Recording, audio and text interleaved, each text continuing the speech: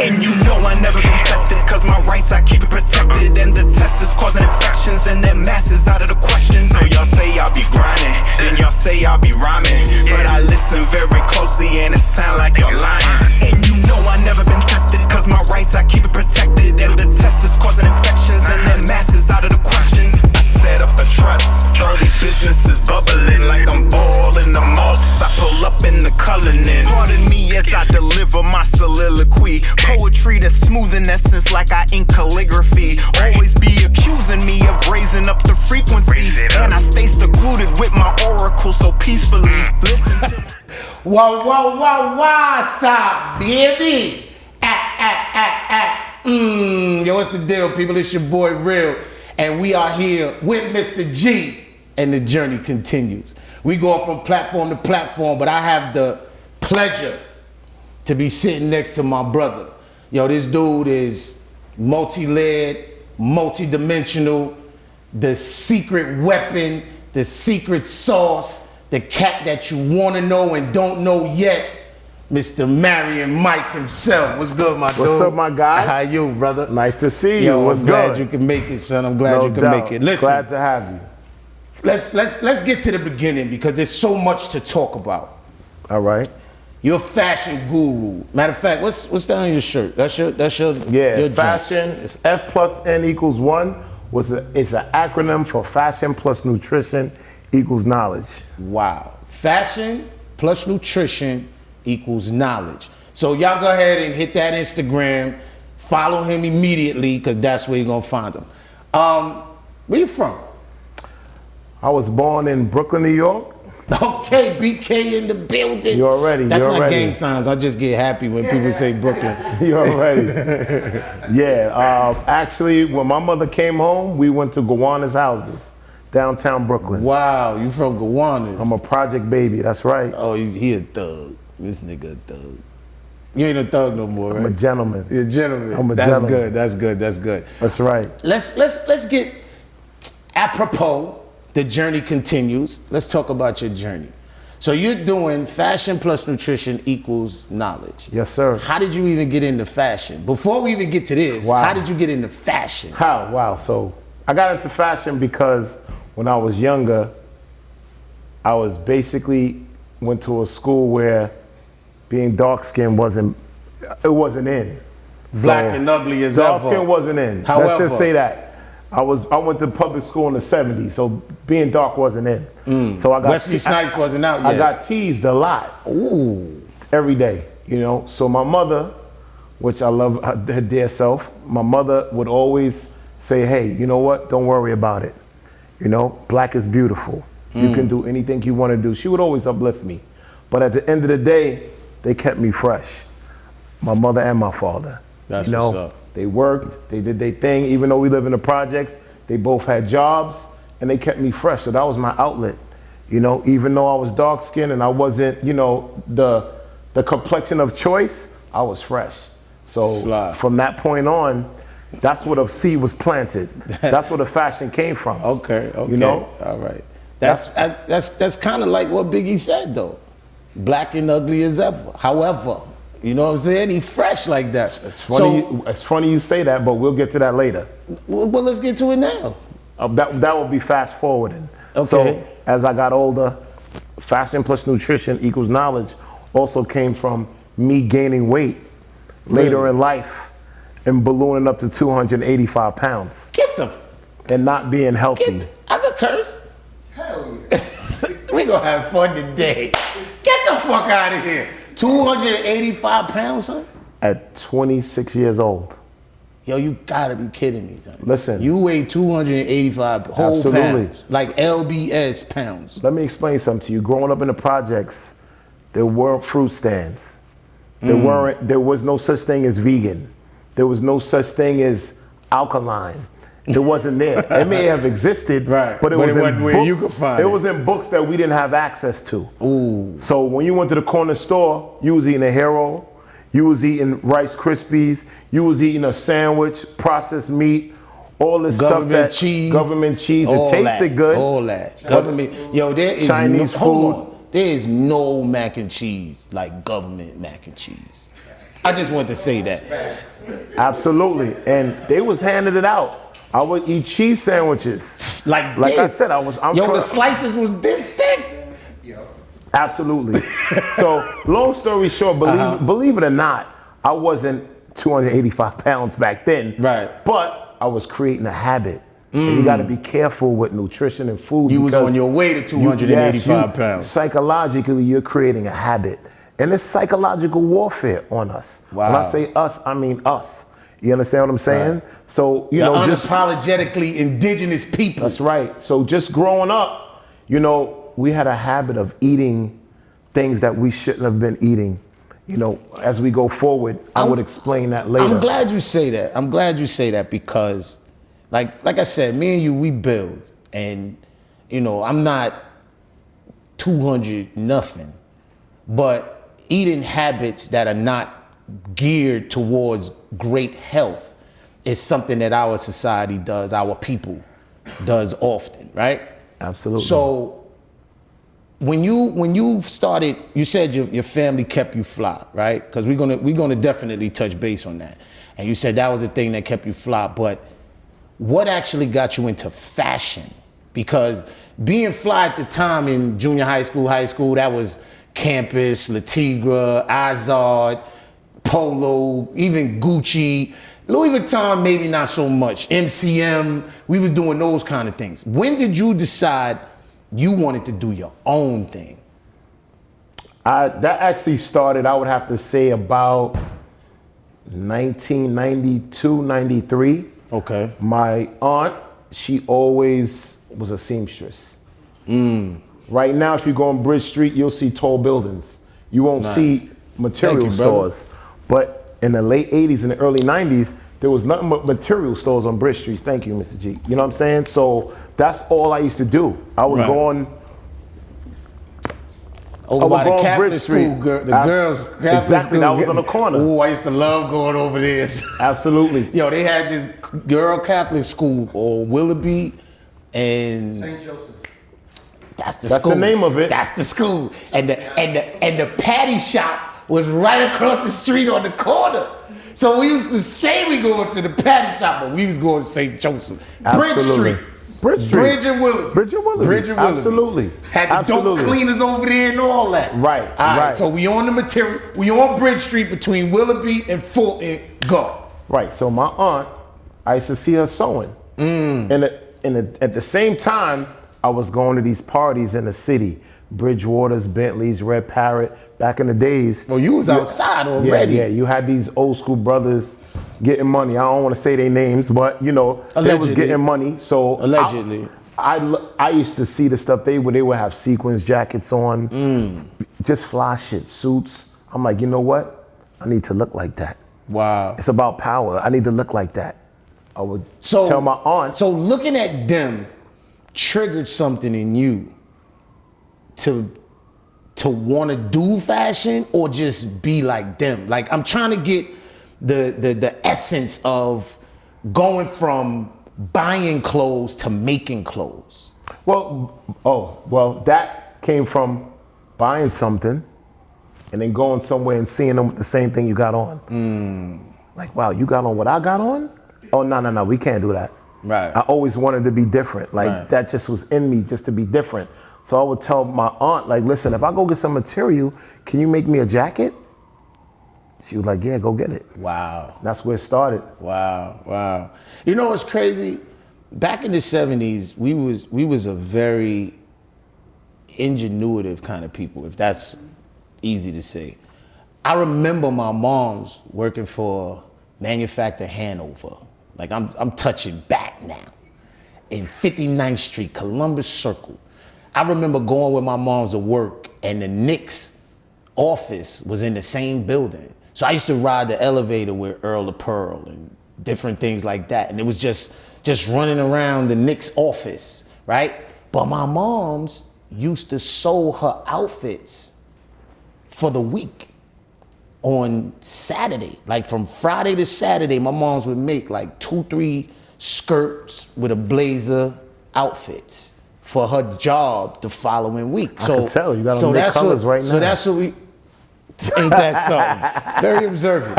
Ain't that something? But I'm trying to make the connection as to what we look at now, what society looks at now as hard times and struggling. We were creative. We took whatever we had and made, not just made do, we made dope. You see what I'm saying? So if your aunt making clothes, you come in a party, you in Bentleys or whatever, you went and spent your change, got you a little fly blazer or whatever, then you walk in the party and you see this cat. Some corny dude too. 9 times out of 10, it'd be a corny dude wearing the same thing you got on. And from that day, you was like, I need to flip it a little bit. So Absolutely. It wasn't just add something. You just wanted her to make you something totally different than anybody else. Absolutely.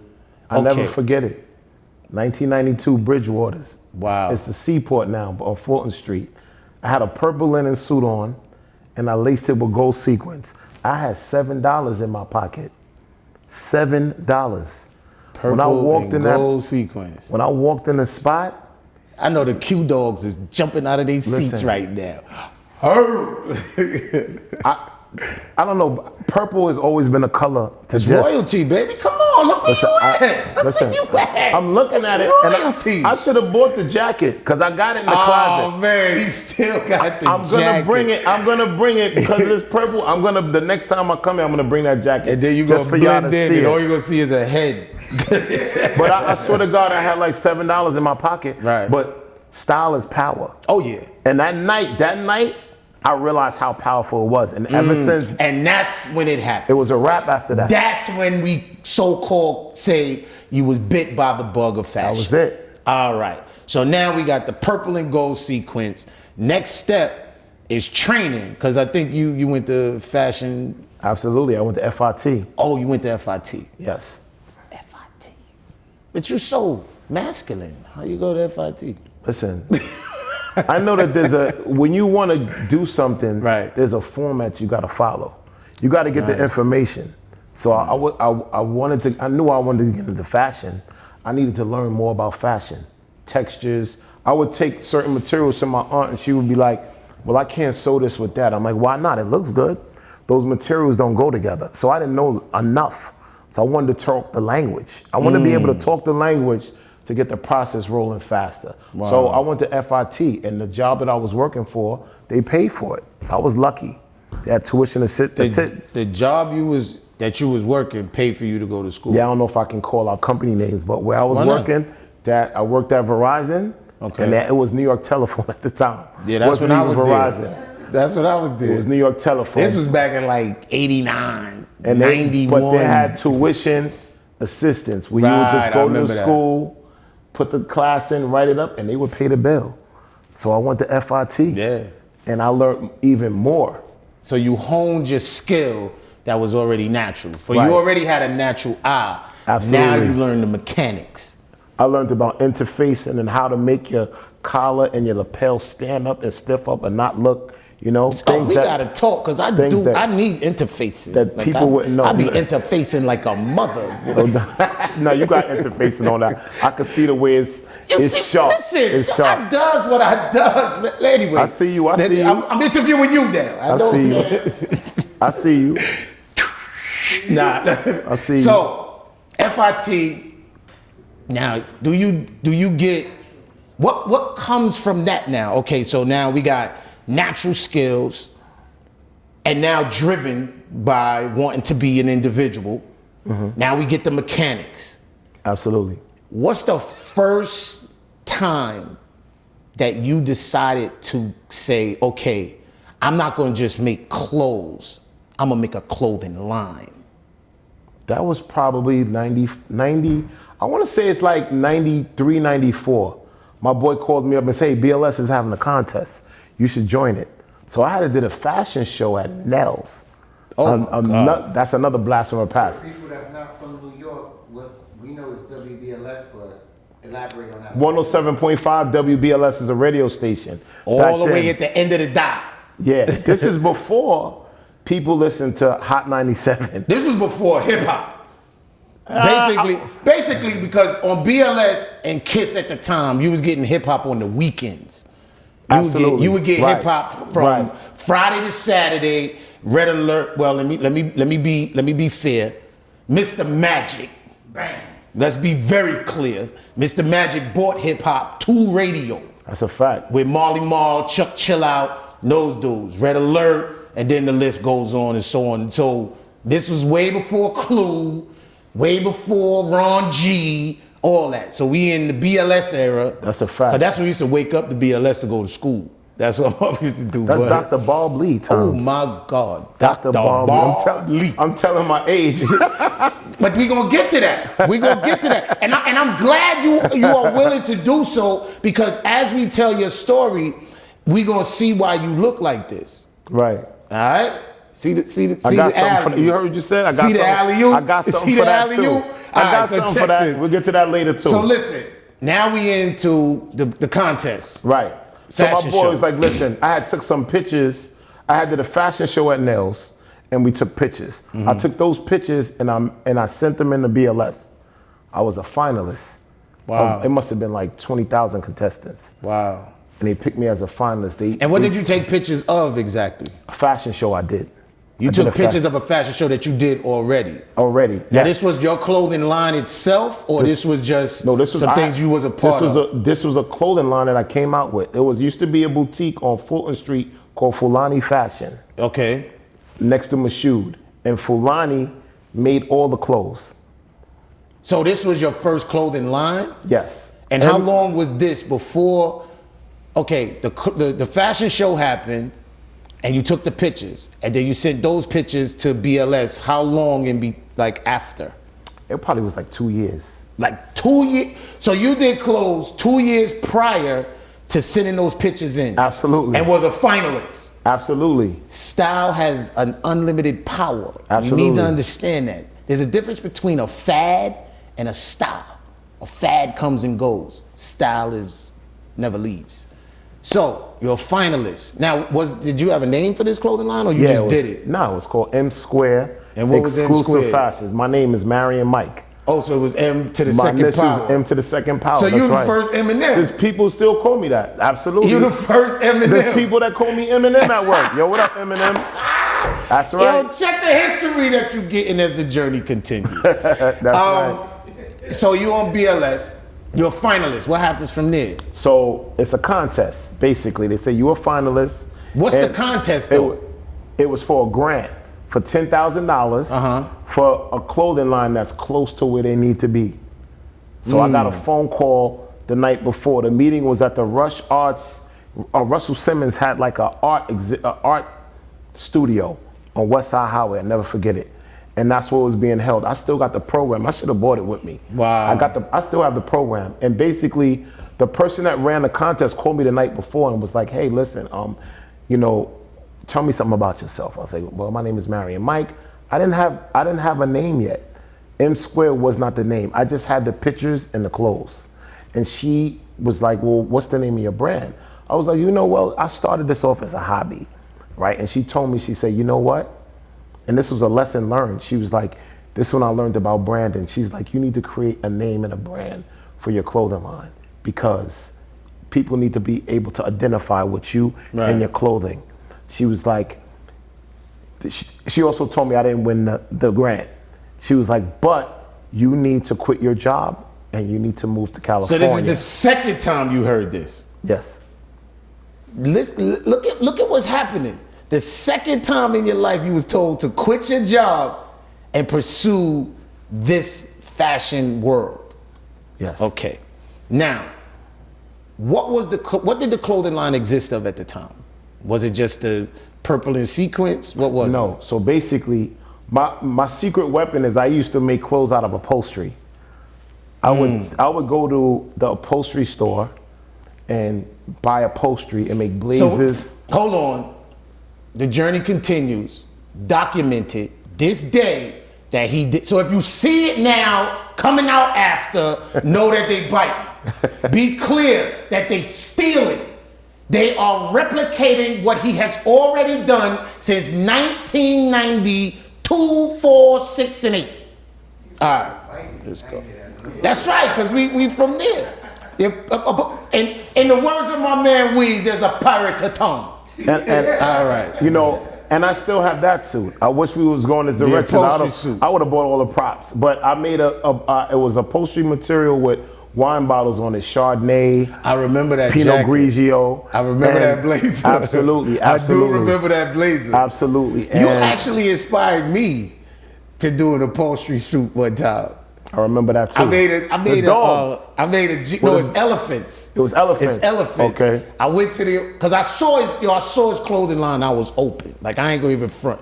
And I asked him, see, you gotta get licensing agreements. Cause I asked him, I said, yo, you mind if I do? He was like, nah, go ahead. You know what I mean? So I went, and at the time, I was married at the time.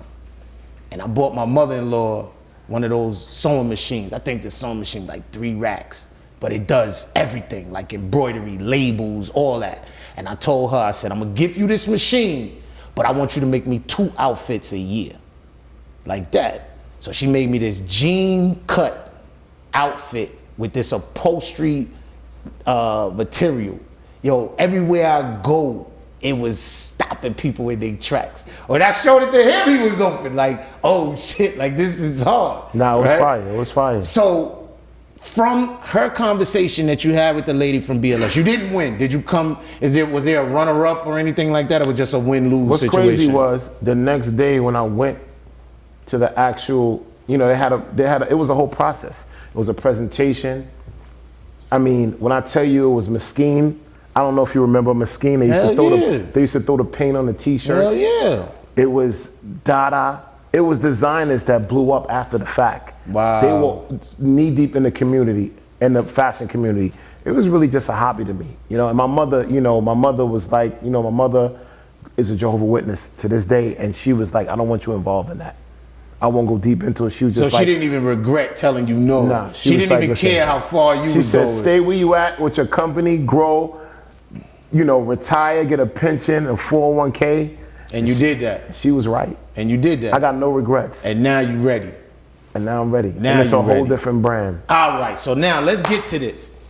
The whole time that you doing this fashion thing, you still got a regular 9 to 5. Absolutely. You position yourself in your career to give you free time to do other things. Yes.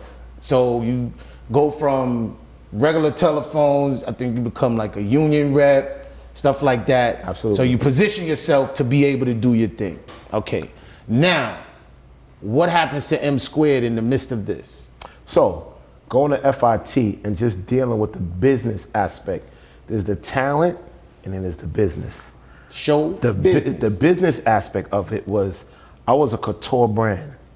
At the time in the 90s and the 2000s, you know, we were not really doing couture like that. There was a few couture designers, Willie Smith, which made Willie wear, but for the most part, everybody was doing active wear.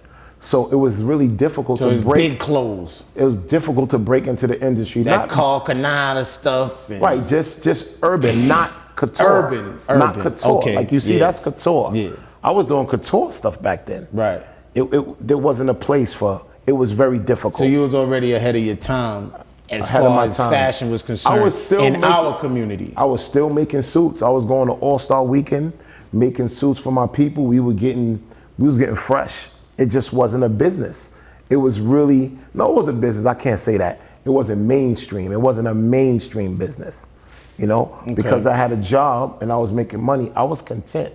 I wasn't really, my back wasn't against the wall. Yeah, had that hunger for But it. the talent was there. But you had the love. And then by the time I was really like, you know what, maybe I could do this, the active, the urban, it was saturated. You know, you had so many, Carl Kanai, Walkaway, Aniche, John. It was just saturated with so many urban designers. Let's recognize April Walker. Absolutely. One of the pioneers in the game. Maurice Malone. Maurice Carl Kanai. Malone. Yes, absolutely. Lewis, 5001. All them dudes was 5,000, killing it. yes, That was 5,000 the sick- flavors. Yo, I heard a story, right? Walkaway, I think Lewis Johnson, Walkaway, April, they were like, I don't know if they were interns or just working for her. And New York was the market at that time. In that era, New York was the spot, Absolutely. the mecca. Music, clothes, fashion, money, nightlife, cars, everything was New York. So April gave them a task, and she said, I want you to create something that says New York City without saying New York City. And you know what that was? What? Iniche. Okay. And that's how that was created? That's how Iniche was created. If I'm not mistaken, I think Lewis did it where it's ENYC. So it's EN is NYC, Iniche. And Right. that's how Iniche was born. Right. History. No doubt. So we come from that space and you say it's saturated. So now does that create a difference in your thought process? Absolutely, like what happens? because going back to the story, going to my aunt, I wanted to be different. Right. I really felt like a lot of these designs, even today, a lot of activewear are the same designs with different names on them. Correct. There's no story behind the clothing. Really? It's just clothes with stitches and Labels. fabrics. Yeah, one of my slogans was, that I created was colors, shapes, and fabrics to establish a lifetime of creativity. Wow. And that's what it's really about. It's about not just putting stuff together and selling and making money. It's like, what's the story behind your clothing? Let's create a lifestyle. It's a lifestyle. I remember one of your slogans with M squared was, because it was M squared exclusive fashion. Right. And it was like the party life at the time. Absolutely. So this is when the nightlife was totally different. You had to like dress up. you would not only had to dress up, but you had to have a look where they had people outside, whether it been bouncers or the party promoters that would literally walk down the line and deliberately select who could come in the party so that the party looked a certain way. LES, so it's called The World. Oh yeah. Big up to all my people that went to The World. So at a time when Studio 54 kind of put this in motion, when that was when Limelight and all of that was popping, it would be literally a line going around the corner and nobody in the club, just to create the demand. Right. You know what I'm saying? And we got so far away from the yellow rope.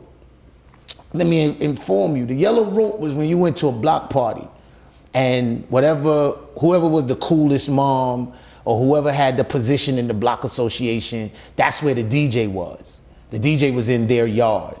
So if you lived in that house, your house was the spot that day.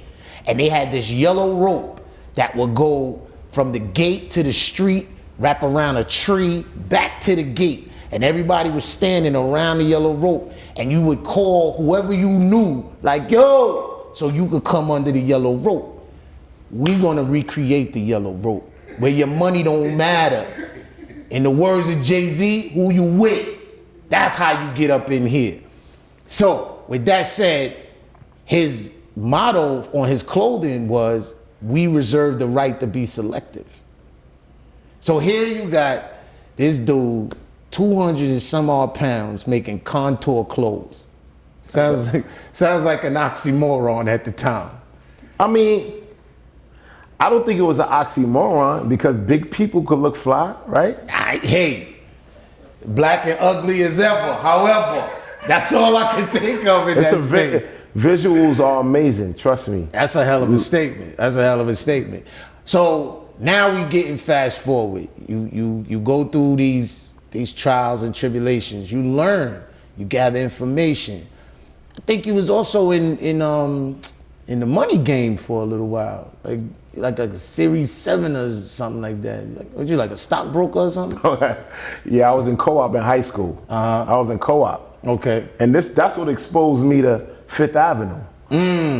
I worked at Smith Barney on 53rd and 6th Avenue. Wow. So on my lunch, I would walk up the block to Gucci. I'll never forget it, 84. I saw Mike Tyson in the Gucci store. They wouldn't let me in the store. I'm like, why not?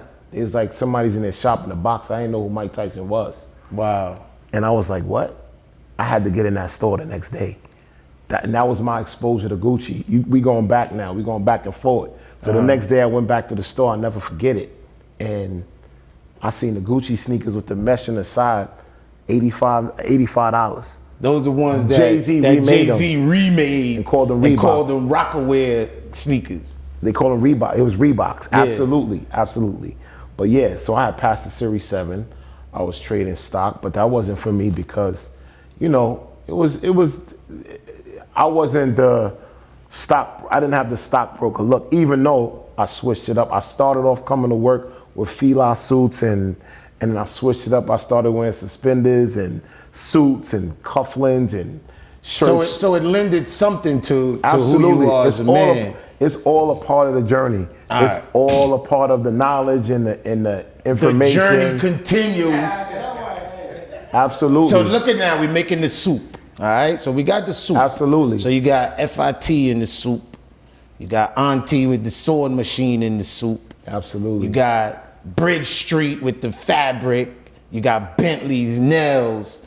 You got Verizon. You got Stockbroker. Mike Tyson, Gucci store. We got all that. And then you get knowledge of self. Oh yeah, that's a whole nother story. I mean, well, I feel like, you know, I grew up with the gods and the earth all my life, you know, but it was a conflict because my mom's was a Jehovah's Witness. So, you know, my mother, I wasn't coming in the house with that, you know, I don't know why. I just, you know, sometimes I have sidebars in my brain and I like to share. But it seems weird, like in the complexion of our society today with the alphabet community, right? You have to have a certain level of strength to go against the grain. Like the way you're raised kind of dictates who you are. And then you get this information or this knowledge in the outside world and you live in double lives for a while because there's a fear in bringing that home. So just like somebody they like what they like, they can't be themselves in the house. So you get knowledge of self, you building with the gods and the earths, but your mother's a Jehovah's Witness. So now you live in a double life. Well, I can't say I wouldn't call it a double life because I wasn't living, I had obtained knowledge of self from being around the gods and being exposed to it. Right. But I was going to the Kingdom Hall, believe that.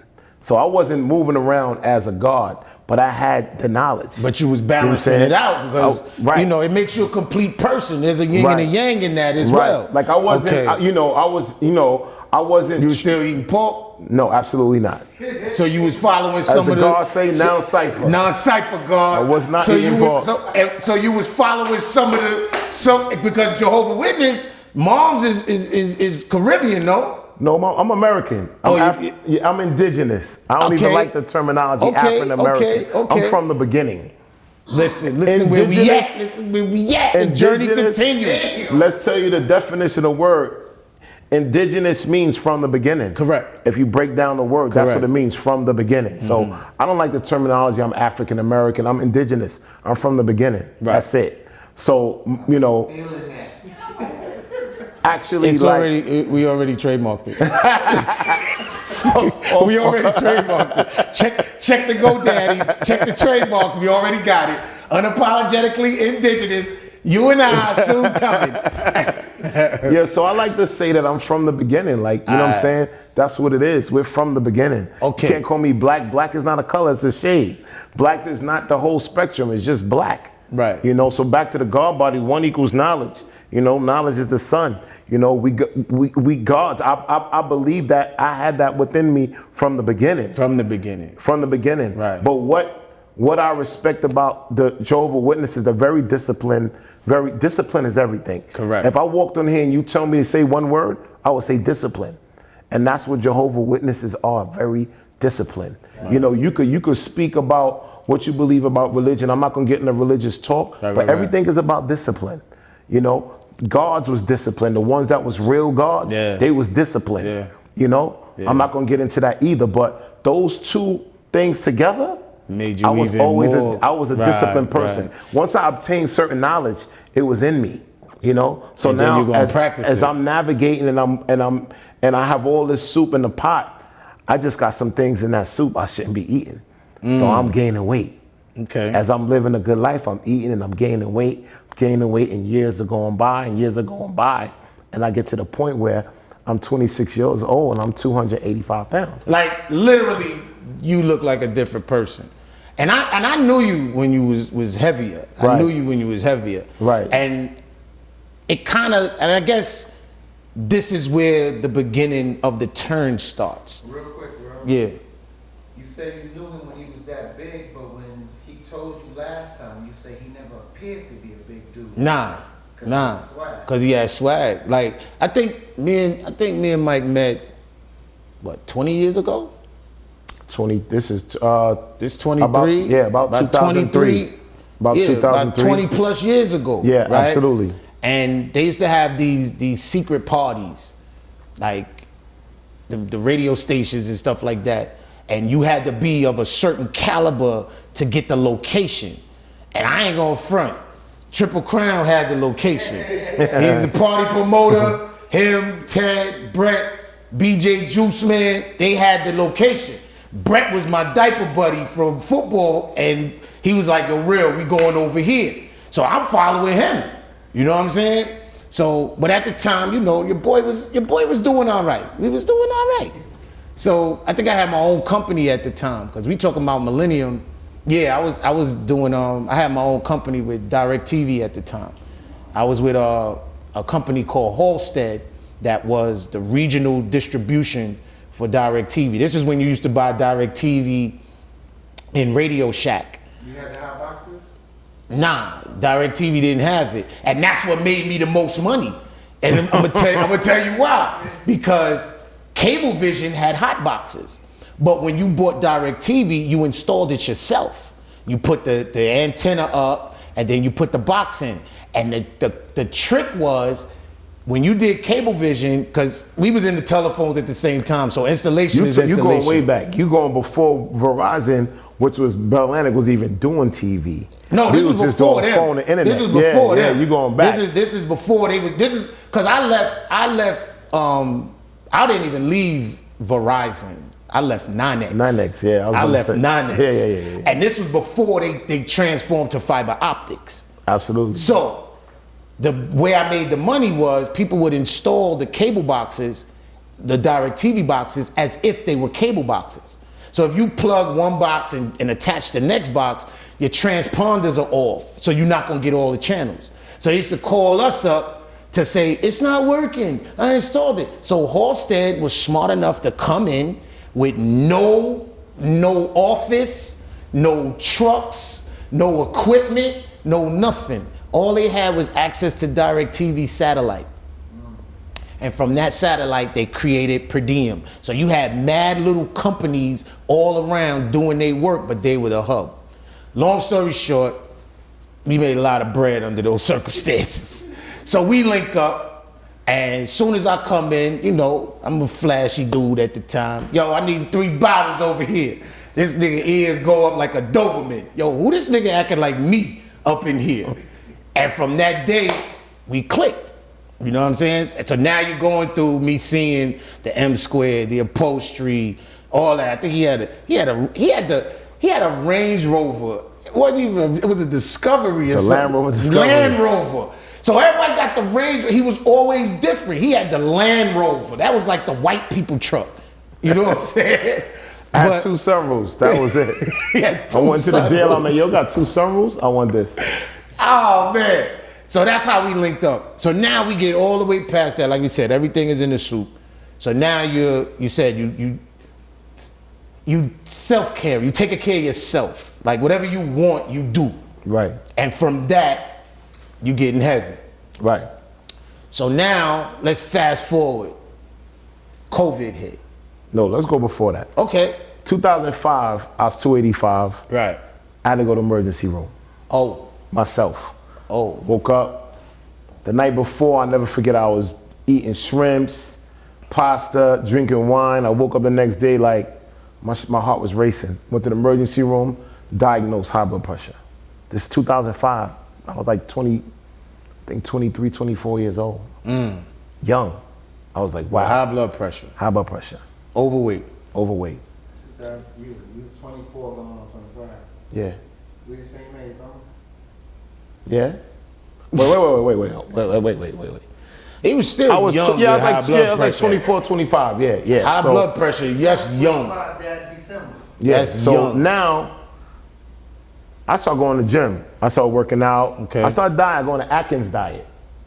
The Atkins diet is like you eat meat, but you don't eat no carbs. Right. I lost like 20 pounds. I lost like 30 pounds. I went from 285 to 250. Now they call it keto. I'm still eating cheese. I'm still eating meat. I'm just not eating carbs. I'm working out. I look like a security guard. I was in Cheetahs, bumped into Wesley Snipes right next to me. He like, oh, like he thought I was security. I'm like, nah, I'm not security. I'm just partying. I'm just here chilling. But that's how big I got. Right. But my stomach was still big. I was brolic, but my stomach was big because I was still eating dairy. Okay. I was still eating meat, things that I wouldn't touch right now. You know what I'm saying? Wow. So now you fast forward, I'm prescribed a medication in 2005. Cholesterol and high blood pressure. So now I ain't telling nobody this. I'm just dealing with it. I'm taking medication. Fast forward. I get to the point where like, damn, I'm gonna still keep taking this medication. You know, you get embarrassed and you shy, but you can't be embarrassed and shy because it's not an infectious disease. It's not in the air. It's a disease that comes from what you consume. It's self-inflicted. Simple as that. They was telling me, oh, it's hereditary. At that time, I'm listening to that. I'm like, it's hereditary. Yeah. A bullshit. You know, a bullshit. We know that it's not hereditary. Now that you fast forward, and I, about to get into what I'm about to get into, right. I realized that none of these diseases are hereditary. As I think about the stuff I ate as a child, the eating and the habitual behavior is what's hereditary. Exactly. What your parents feed you is hereditary. What you eat is hereditary. You start feeding your kids from your plate, what you ate from your parents' plate, that's hereditary. I'm gonna go even deeper that. Even the animals. I'm gonna go old school. Back in the days, you had a dog. If you had macaroni and cheese the dog and turkey, ate from your plate. In black people's house, and you wonder why we don't buy ukanuba. Absolutely. If we had string beans and cornbread, the dog had string beans and cornbread. And you wonder why the dog died early. And then you wonder why the dog got worms. Why you gotta put pills in an egg to feed the dog. Stop killing the dog, man. Dog got diabetes. Like Eddie Murphy said in life, dog got worms. Crop ain't come in due to the frost. Mama did. Anybody got another letter they want to read? No. That's a fact. I ain't gonna front. I can laugh and joke now, but when I went to the emergency room, I went to laugh. I could imagine. I was shook. I was shook. Oh, you talking about half of your life? Flash by you. Go back, and then the hardest part of that is, first of all, realizing that your condition is self-inflicted. So it's like suicide almost. But you know what? At that point, I didn't believe that. Of course not. I felt that, we all eating this. Why I got high blood pressure? Why I got high cholesterol? I'm looking at the next person. They don't got it. So I'm looking at it as something that's wrong with me. So now when I take the medication, the medication just suppresses your symptoms. It does not kill you. Right. So your body tells you what's wrong. When your heart start beating fast and all the symptoms I got, my arteries are getting clogged, it's too much. My body is reacting, the body is amazing. It tells you what's wrong. You go to the doctor prescribes you medication, that medication suppresses your symptoms. That's the worst thing that could possibly happen. Is your symptoms to be suppressed. Because now so you still got it's a silent killer. You right. got it. You still got it. You still got it, but you suppressing the symptoms. You going on, you eating the same cheese, the same, I don't want to say no company names, but fried food, fried chicken, fried shrimps. You eating the same food and it's doing the same thing to you that the medicine is trying to stop. You could say Murder King. It's crazy. It's crazy. So now I start working out and I get more fit. Everybody's like, wow, you look fit. You look good. You losing weight. still got a big stomach. So in my mind, I'm like, something ain't right. I'm not getting off the medication. Right. I still need the medication. Right. And that bothered me. I'm like, why am I taking medication? So now we fast forward to 10/18/2018, back in the emergency room. This time, Say word. This time, they told me I had a minor heart attack. Wow. They said, you had a minor heart attack. Wow. Not major, but minor. I was in ICU. When I looked at I didn't know I was in ICU. All I know is that there was this man next to me screaming all night. And I was really, I didn't tell nobody. I was laying there like, I went at like 8 o'clock at night. I stayed the whole next day, let me home the next morning. And the nurse was like, you too young to be in here. I was 49. I was turning 50 the next year, 2019. When I went home that day, I went on YouTube and I started playing around with high blood pressure, and that's when I discovered, not the first time I heard of, but that's the first time I saw the first video of Dr. Sebi. Wow. Wow. That's the first video. Message. And I started doing more research because people always just associate Dr. Sebi with AIDS. Oh, he cured AIDS, da da da da. It's way beyond that. Right. It's way beyond that. Right. So as I start, it's crazy with the internet because these algorithms is serious business. Because what you type in is what you're gonna get back. Right. So I'm typing in, how to lower my blood pressure, how to get rid of high cholesterol. And I keep seeing Dr. Sebi. I'm like, who is Dr. Sebi? So now I start watching it. The first thing I stopped doing was eating red meat. That's where it started. I stopped eating red meat. Okay? I start feeling a little different. Like, wow, I feel a little different, So now I'm going on YouTube still. Now all are healthy. So now I'm seeing all doctors, all type of information about this, that. Then I start seeing Left Eye Lopez. She's talking about Dr. Sebi. And I start seeing more and more information. And then I stopped eating dairy. And when I stopped eating dairy, my life changed totally. Wow. Dairy, when I stopped eating dairy, let me tell you something. It was amazing. I had I had dark spots on my face. They disappeared. I had allergies. It disappeared. I was mesmerized by this. This story is crazy. It's almost to the point where like I could almost start getting emotional because I was at a point where I thought I was gonna die. Like, yo, I'm gonna just like you know what I'm saying? Like, I'm like, it's hereditary. Like, I can't get rid of this. I'm taking the medication. To feel like it's almost inevitable because your habits, like your behavior is so habitual that it feel like it's nothing you can do. I need to mention something else too. Please do. I read a book, or it's an audio book. It's called A Master Key System. The Master Key System by Charles Haanel, right? It's basically a book that tells you that, you have the power of God. We are God creatures, but you have the power of God within you. You know what I'm saying? So it taught you about discipline. It gives you little, it's like a textbook, chapter by chapter. One of the main chapters was like, you have to meditate and control your movements and control your mind. So now, in addition to reading this book, and I'm watching Dr. Sebi talk about, don't eat this, don't eat that. I'm like, wow, am I gonna be able to do this? But as I'm reading the book, I'm learning discipline. You're learning different levels of discipline. You can watch 1,000,000 Dr. Sebi videos as you want. If you don't God activate knows, it. I watched almost all of them. I'm dead serious.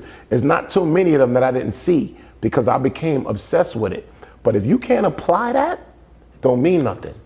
Doesn't mean anything. So Without now the action is useless. I'm applying it. Now I get to the point where people looking at me like, your skin looks mad clear. Like, what are you doing? Like, what are you what, what are you drinking? Water. You know what I'm saying? It ain't just water. Like, I could name Contribo, Kalawala, I could name duck flower. I could go to all the herbs and name them one by one. All these herbs that Dr. Sebi is talking about. So now I start going to fruit stands. We don't got that. So now I'm hunting for them. I'm like, now I gotta find this. I start going online. I start Googling it. Like, I gotta get this stuff. Alkaline Oasis got it. They definitely do. They definitely do. Moringa, like Alkaline Oasis got it. sea moss. 92 out of 109 minerals that's in your body. You know, and What's the other one? The green one? Spirulina? Spirulina. That's the one. Spirulina. Lisa Lefta Lopez, God bless her. You know, she talked about sea moss. She's the first person in conjunction with Dr. Sebi where she was talking about sea moss. She was telling her story about how, you know, Dr. Sebi introduced her to sea moss and how powerful it was. So now, Show, right? huh? On a Regis film on show? Absolutely. Bingo. That's right. That's Mr. right. G shot that. No. Oh. Okay. So, you know, Once I hear Dr. CB and any licensing or any usage of that image, I think Mr. G.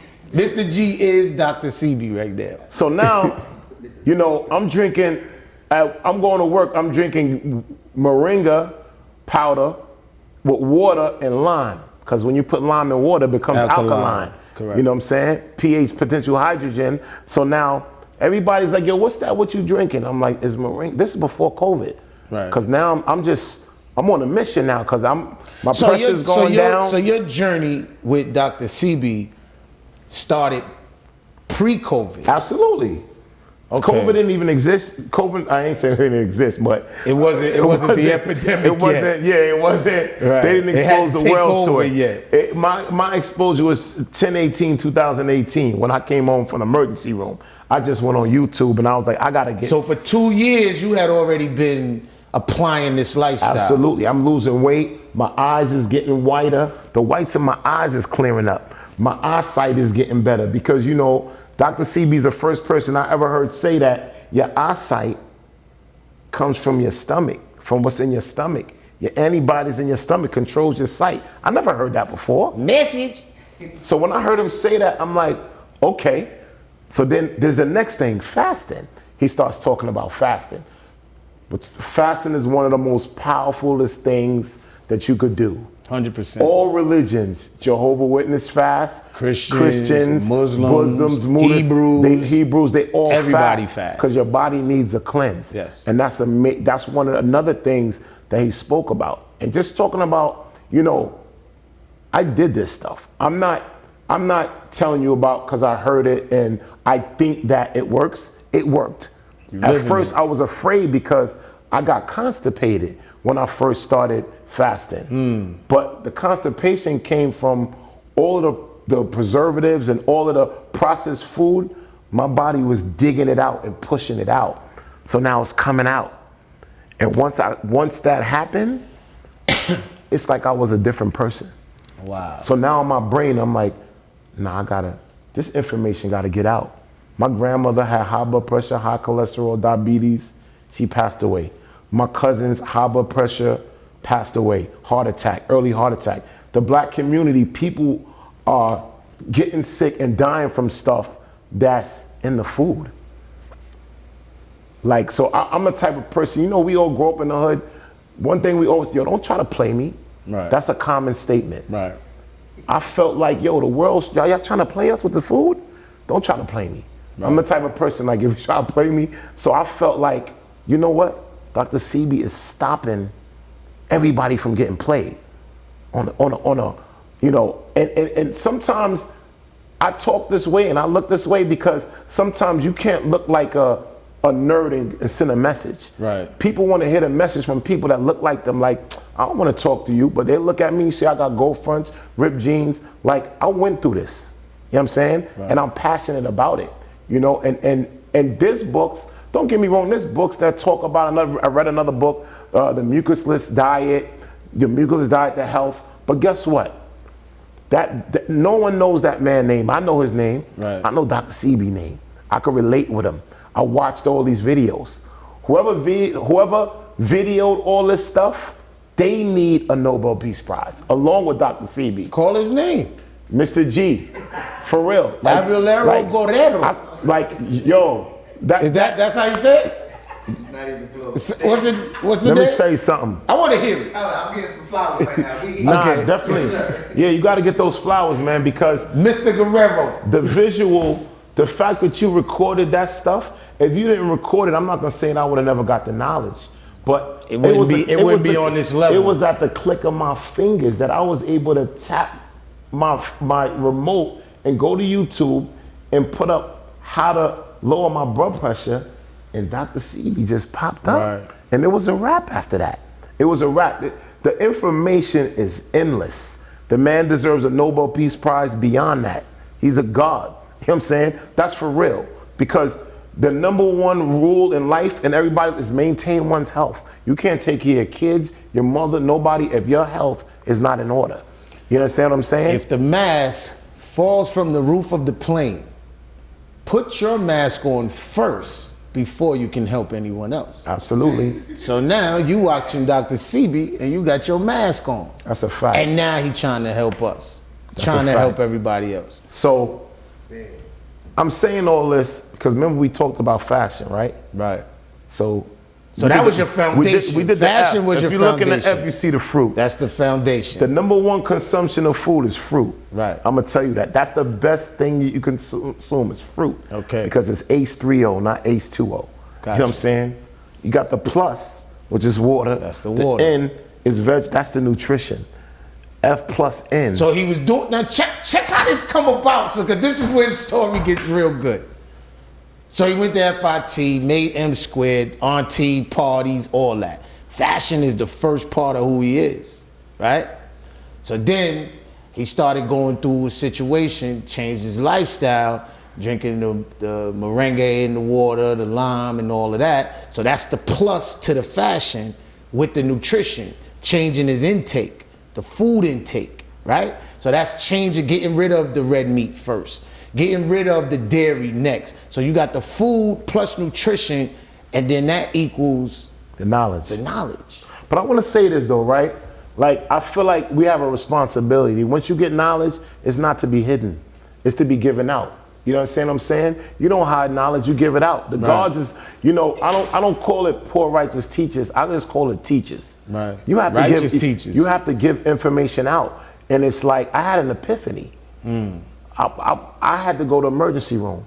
So I said to myself, I gotta find a way to get this information out on nutrition without people feeling like uncomfortable. You know, I was able to go on my phone. I'm very disciplined, like I said. So I'm competitive. I was like, you know, I gotta find what it is. I discovered Dr. Sebi on my own, just watching. So now I feel like his message you gotta send his message out. What best way to send a message out but on fashion? You know, and let's look at our community. Right. Our community, we all wanna dress up. We all wanna get fly. If you go back to Africa, we're that type of people. We were kings and queens walking around with garb and crowns and jewelry. That's in our blood. That's in our blood. So when we dress a certain way, we look a certain way, that's in our blood. We are from the beginning. That word indigenous, we are from the beginning. That's the way we was from the beginning. So I take it from a psychological concept. Like psychologically, people go out and they see all these red signs and yellow signs and they're attracted to, they want to go buy all this processed food. You got to fight fire with fire. You understand what I'm saying? So psychologically, So we need another level of attraction to get the knowledge. you got to get the knowledge out. Psychologically, how am I going to get people in the communities, in the inner city communities, into nutrition?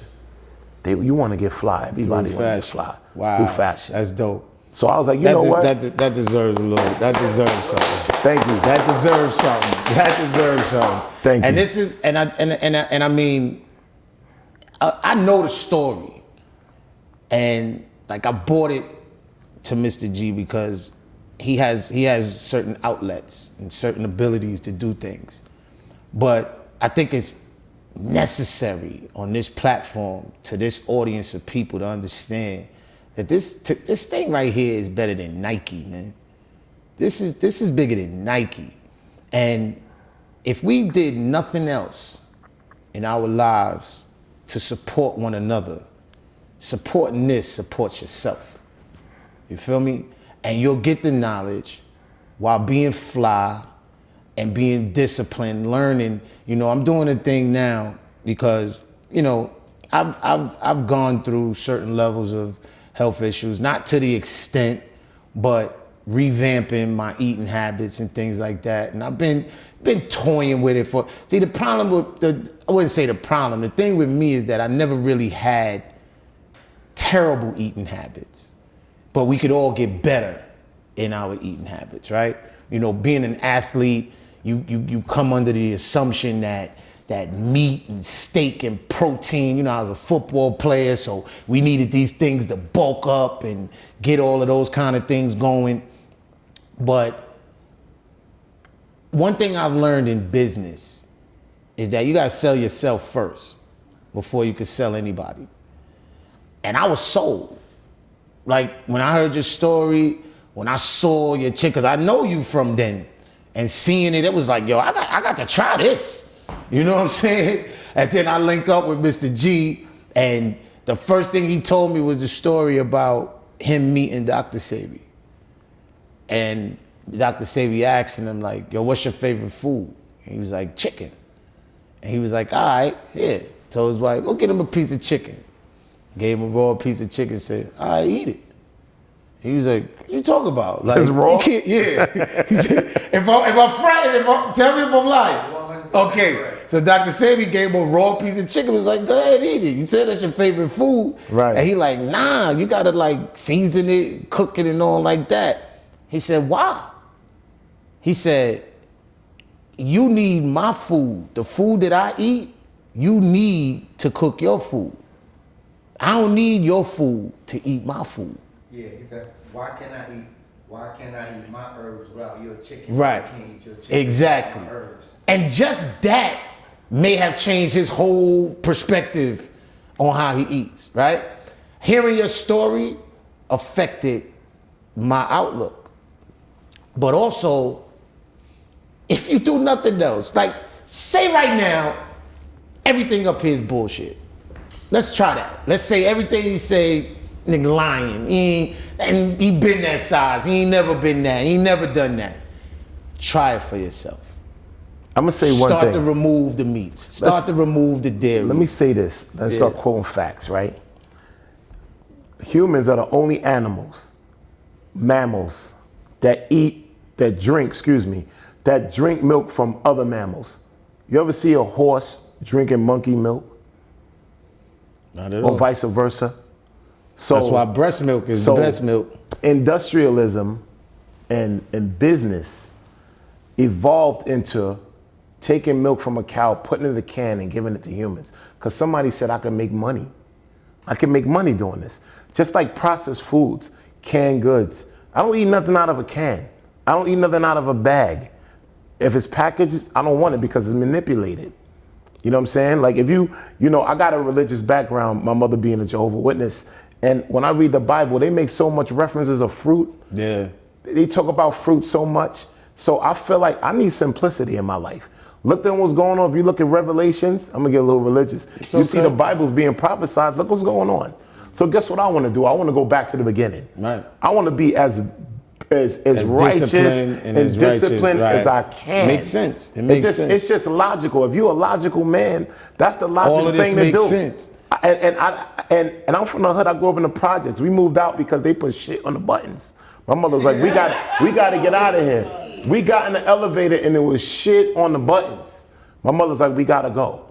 And I didn't tell that story. We moved to Flatbush. It was fruit stands everywhere. Fruit stands, fish markets. That's when it started getting better. You know what I'm saying? Because there was Caribbean people, and they were from the islands. They used to eating fruits, vegetables, herbs. Fish. I remember, listen, this world, I remember they tried to make fun of black people eating watermelon. Watermelon is one of the healthiest fruit you could possibly eat. But then watermelon. But then, like you said, it's psychological warfare. Absolutely. Because if I can manipulate your mind to think that what you're doing is wrong, then I'm already beating you. There's an old saying we learned in the hood. It said, if I could bluff you, I could beat you. So now, if you like this shirt, right? And I wore this shirt because this is the first design. This is my logo, right? Mm-hmm. If you wear this shirt and you, like, that's hot, whatever it is, you go in the house, there's a QR code on the side. Oh, chill. You know what I'm saying? So I said to myself, if I have one of my designs is moringa. I got a moringa shirt. Moringa has so much minerals and it has 1,000% more vitamin C than vitamin C. But I can't write that on the shirt. Nobody gonna stand and read my shirt. Nobody got time for that. Like, yo, son, I'm not reading your shirt. Ain't nobody got time for that. You know what I'm saying? Exactly. Got time I gotta go that route. You know how the hood is. Right. I'm not reading. I put a QR code. I actually had the shirt on. I was coming here. And that's a live QR code. It's a live QR code. Dude was like, a young dude was like, oh wow, you got a QR code on your shirt? You know, on the hood, like, yo, son, you see how you got the Rolex on, you got the orange, and that's how we are in the hood. Yo, you got on the orange tie with the orange stitching.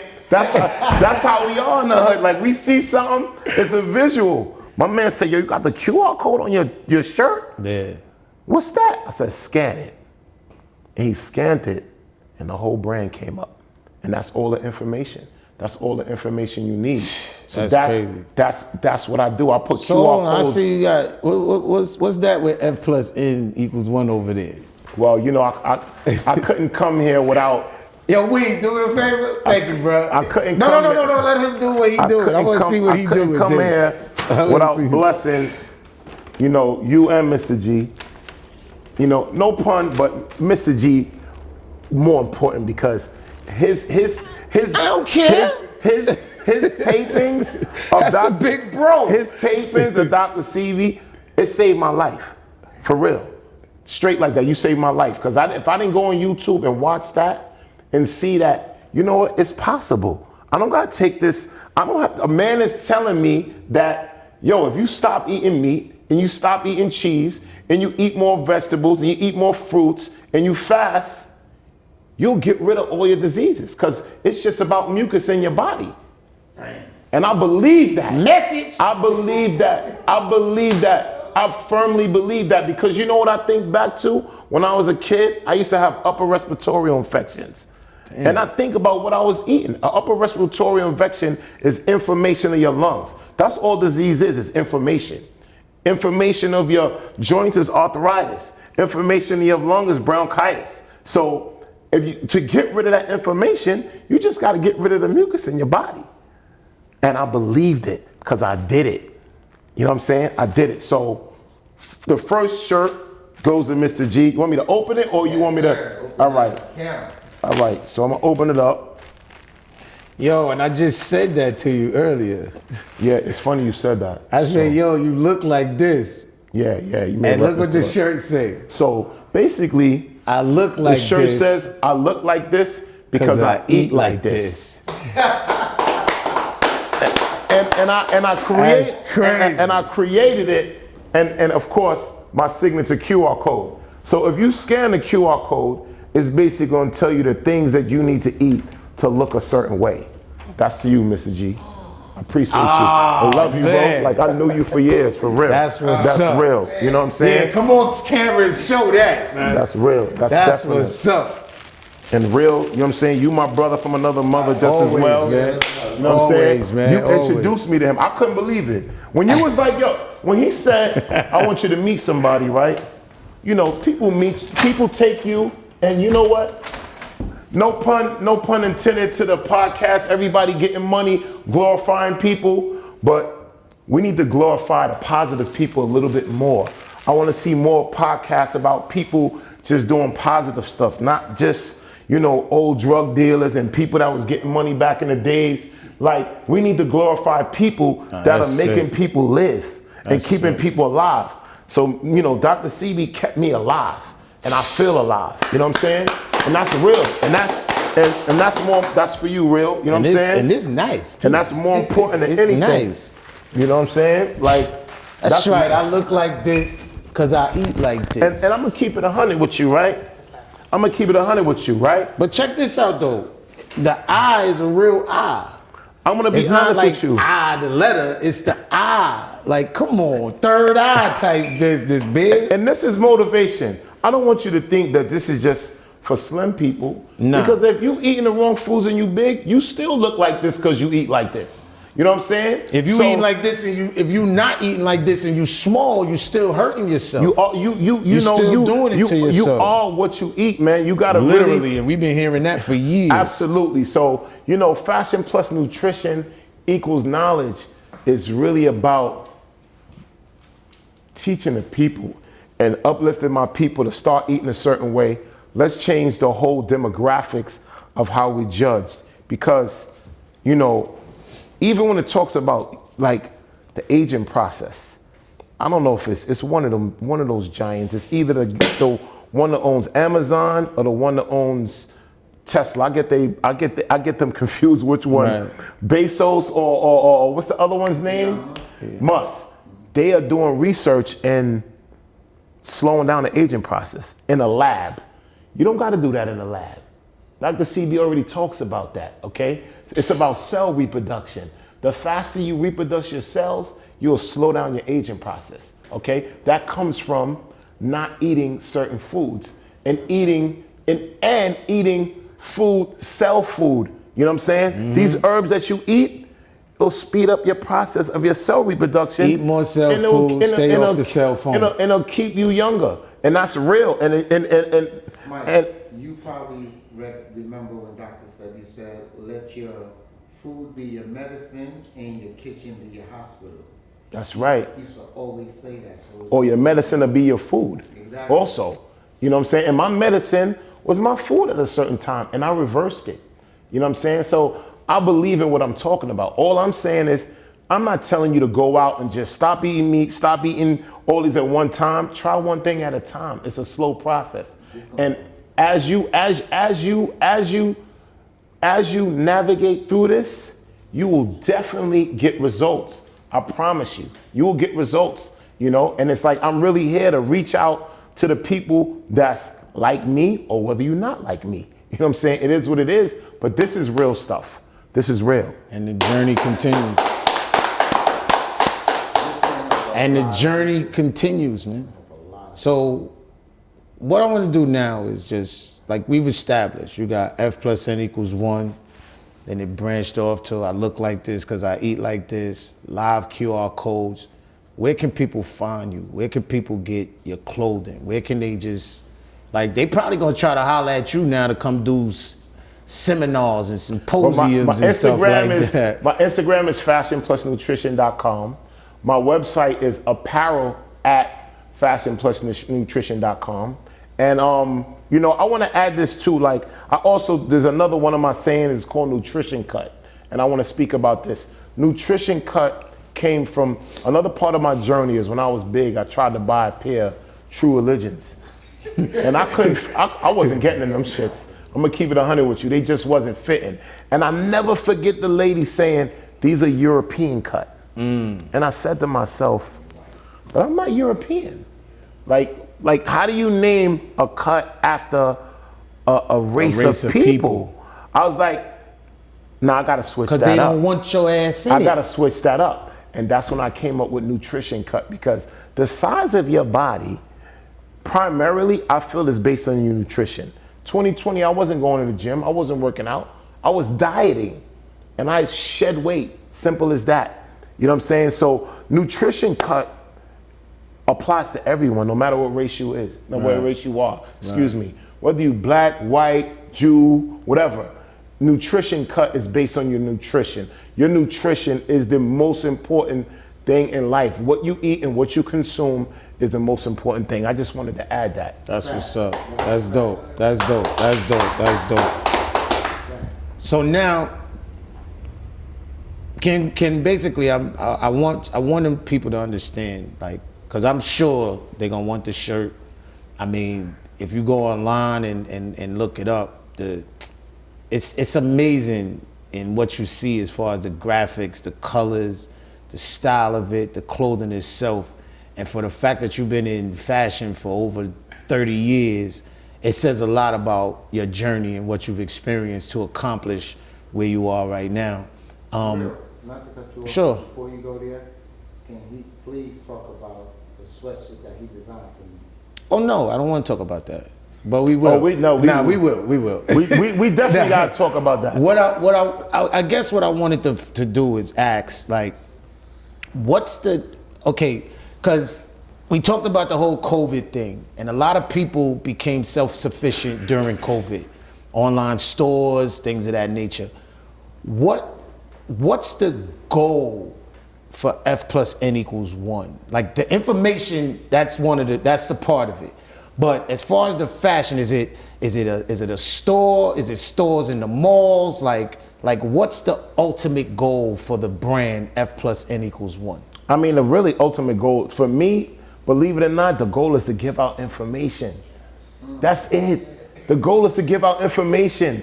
You know what I'm saying? Like all these designers are coming out with clothes and people are spending money on clothes and there's no story behind it. There's no information. The goal is to give the information. We're living in a society where people are sick from things that they're consuming.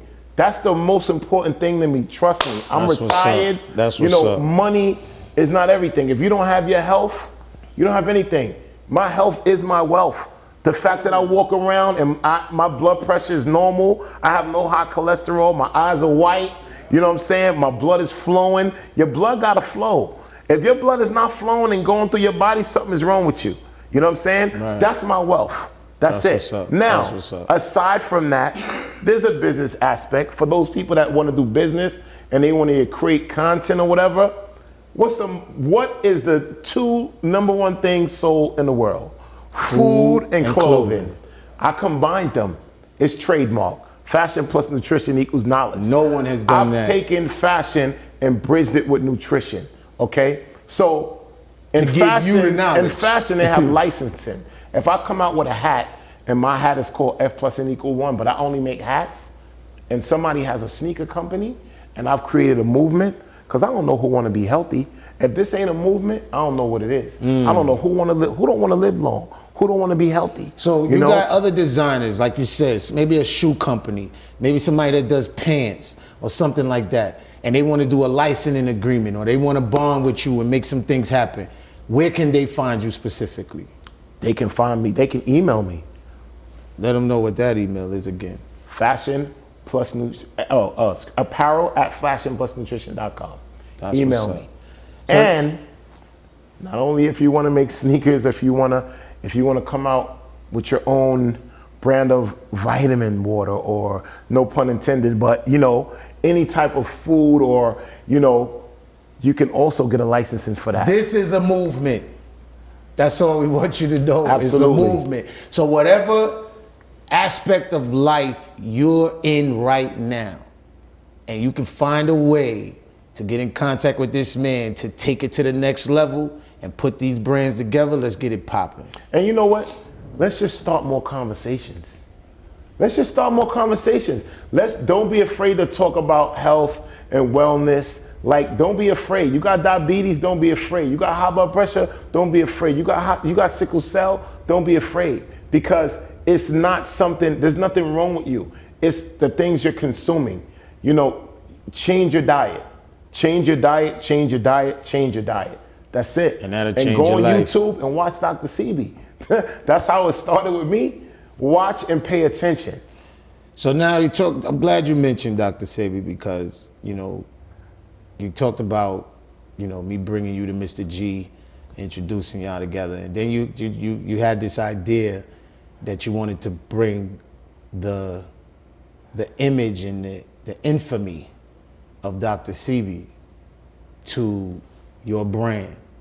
Absolutely. And you created a sweatsuit or absolutely something like that for Mr. G. A big part of fashion is you see, Pablo Escobar, the endorsement, Scarface, the endorsement. You see all of these gangsters and actresses and glorified, you know what I'm saying? And I said to myself, I want to glorify the person that kept me alive.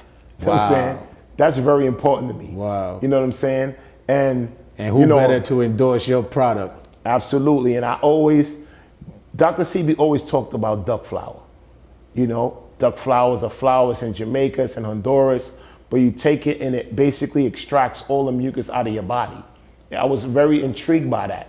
So I got some images, because basically what my brand is, I take images, herbs, flowers, fruits. I work with my graphic designer. I put them together. We research. We get the information. We get the knowledge on it, the effects of it, what it does. We compile it. We put on a QR code, and we put the QR code on it, and we put the images on it. So I told Mr.G, like, listen, gotta make you a sweatsuit, and his sweatsuit specifically is 100% organic cotton. That's a special edition. So if you want to get that, you got to contact me and him. He got the rights to the image. You know what I'm saying? So you got to, and he's working on altering that as well, though. He's working on altering that because we want to make sure that the brand. Is my intellectual property. I checked it out. We don't got all the shit. There we go. That's excellent. There we go. That's there we excellent. go. I'm glad we mentioned that. Because one thing I said this before, and I'm glad I'm here to say it now. I don't believe in happenstance. I think things happen in God's time. And Mike and I have been rocking for a long time. Like we have like almost a hokey pokey relationship. Sometimes in, sometimes out. Pause to that. I'm a grown ass man. I don't do pause. I'm sorry. That's the hood in I'm me. a grown ass man. I don't do pause. If you took it away, on you. Anyway, I saw what was happening, and the connection that me and Mr. G had was very organic. And to bring those two entities together created a triangle, which is actually the strongest shape to exist. And now that bond is made, and this interview kind of solidifies where this journey is going.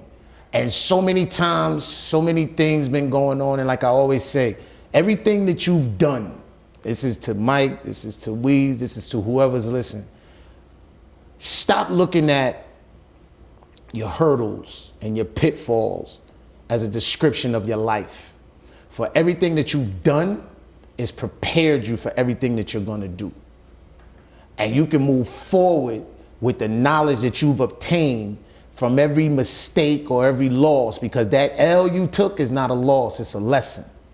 And this is what you've been describing all night as far as your high blood pressure, your health, your decision to not quit your job, your stability. So now you're in a position where you got financial stability and time together to make something like this happen.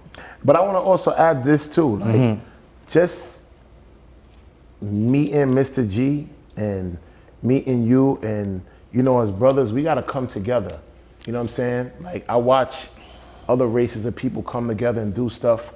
We can't just come here and do this interview and talk about it. When this interview is over, we got to sit at the table and we got to get to working. You heard it here first. We got to get to working, and you heard it here first. And is it 958 Halsey? Yeah. You want some good alkaline food? You come to 958 Halsey, the Alkaline Oasis. You come here and you start the beginning. You don't gotta, like I said, you don't have to stop everything at once, but you come here and you start. That's how I started. I just started looking and investigating, and here I am, 80 pounds lighter. Wow. Naturally. Wow. No gastric bypass, no lipo, nothing. Just natural fasting and eating alkaline foods. I've actually, during COVID, I know we all had COVID weight and stuff like that. I had gained about 30 pounds during COVID. I've never been that heavy in my life.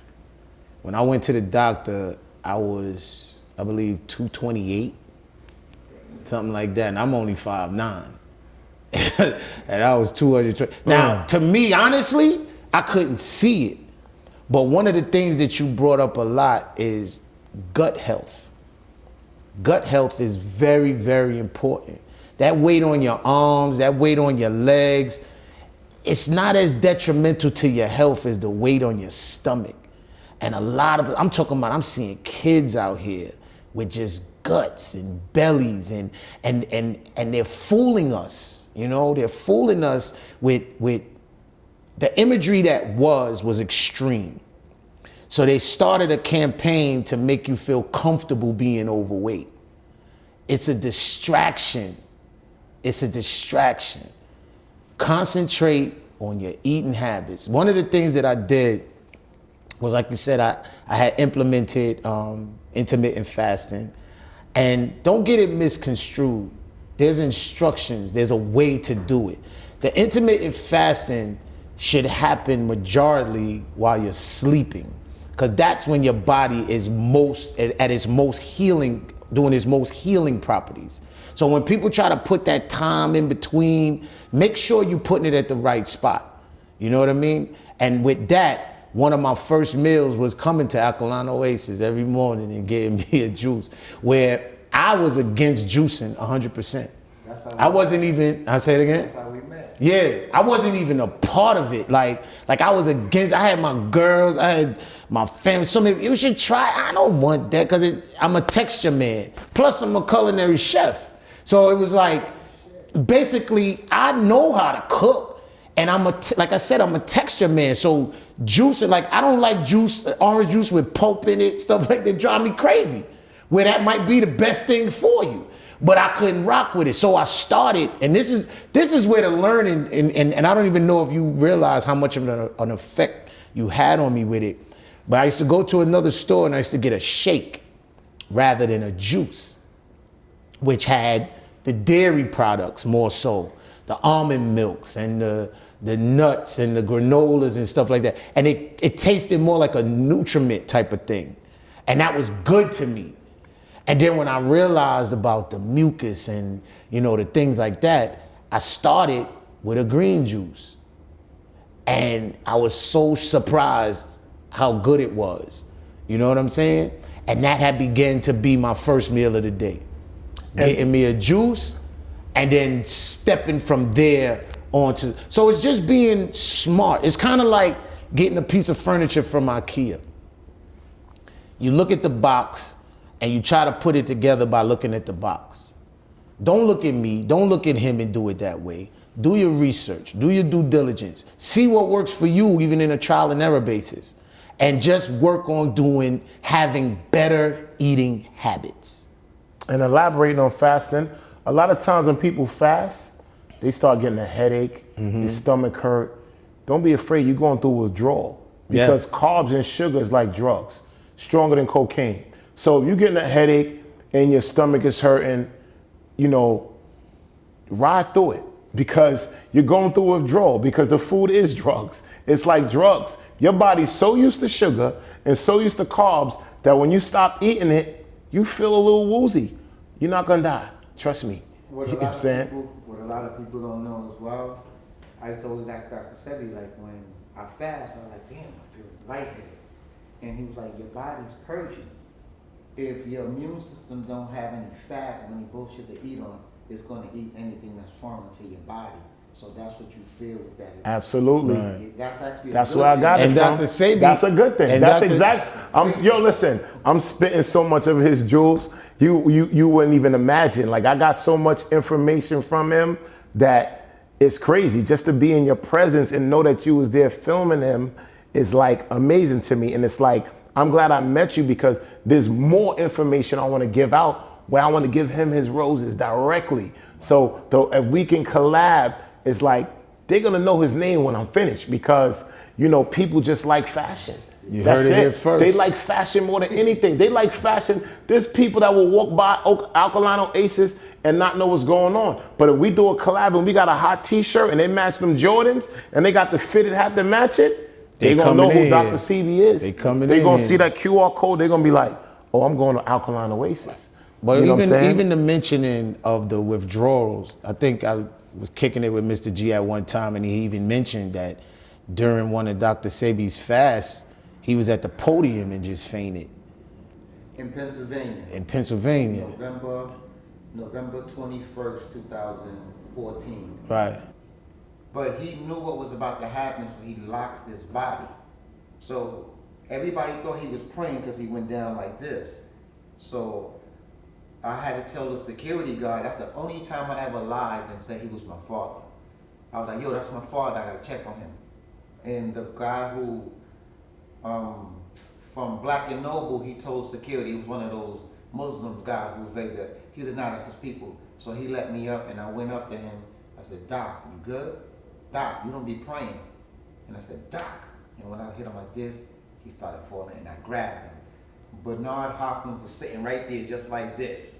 He was gonna say, yo, give him some water, give him some air. Right. So that was November 21st, 2014, Right. our first lecture. So, Wow. so I'm just saying that to understand that there's a And he had foundation, for 67 days that day. What?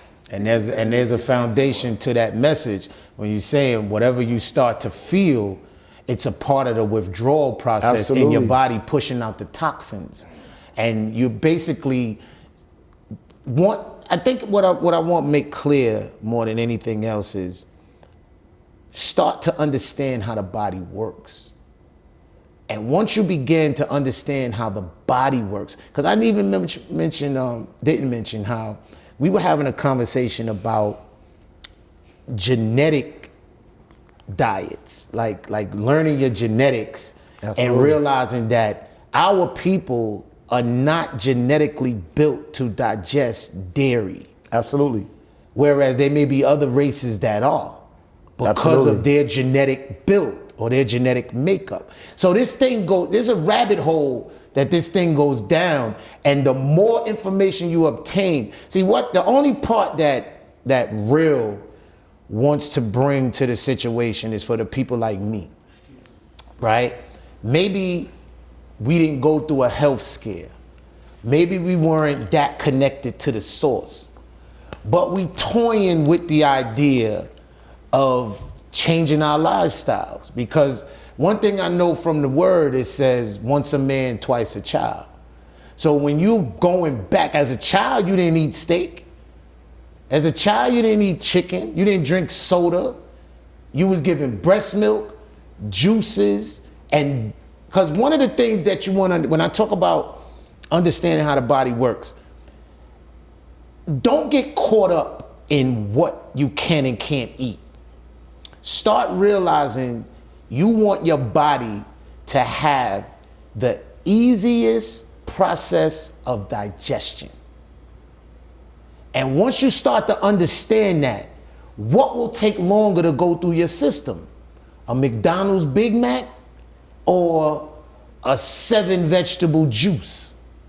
You understand? Because I remember before Mr.G approached this situation, one of the key statements that was made for him to get here was, thank you for giving our people digestive system a break.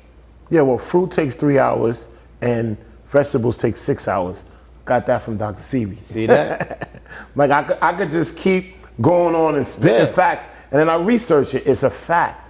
So like you said, when you're younger, your digestive system is not as strong as when you get older. Correct. So the first thing, not to cut you off, one of the first things I ever researched from Dr. Sebi, because I'm from the Caribbean, Central America. My mom's grandmother gave us garlic for everything to heal.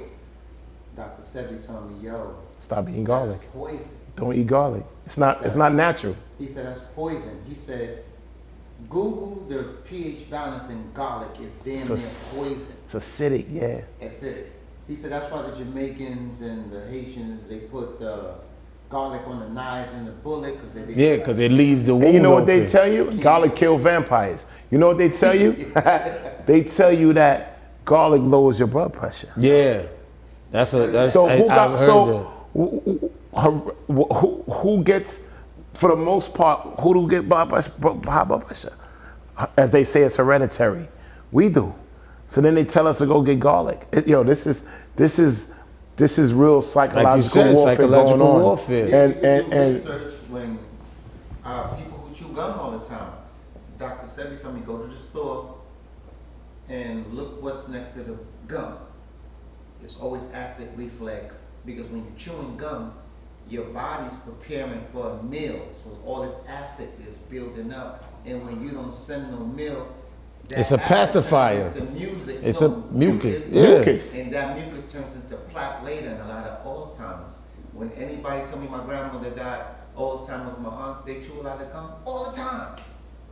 All that acid. Wow. Yeah. So yo, as the journey continues, we had an excellent time here, man. Yes, we did. I think we got a lot of information. Before we get out of here. Sure. I want to let y'all know this is Mr. G. These are my brothers, and I approve everything they saying right here. Real talk. Thank you. I appreciate that. That's what's up. I hate when I go on platforms and they say the image and views of the guests Are not reflect. These reflect everything I stand for. Right. So thank you guys. That's what's up. No, thank you, Thank you. man. Thank you for the Thank you. opportunity to be on this platform. Thank you guys for tuning in. Make sure you reach out before we sign out. Let them know again where they can find you, where they can holler at you. We want to make sure that's clear. Yes, and I'm excited. fashionplusnutrition.com is my IG. Apparel at fashionplusnutrition.com. You can email me. That's what's up. And y'all know me, man. This real and the real experience. Wah, wah, wah, wah, sa, baby. The journey continues. And you know I never been tested, cause my rights I keep it protected. And the test is causing infections and then masses out of the question. So y'all say y'all be grinding, then y'all say y'all be rhyming. But I listen very closely and it sound like you're lying. And you know I never been tested, cause my rights I keep it protected. And the test is causing infections and then masses out of the question. I set up a trust, all these businesses bubbling like I'm balling the most. I pull up in the coloring. Pardon me as I deliver my soliloquy. Poetry that's smooth in essence like I ink calligraphy. Always be accusing me of raising up the frequency. And I stay secluded with my oracle so peacefully. Listen to my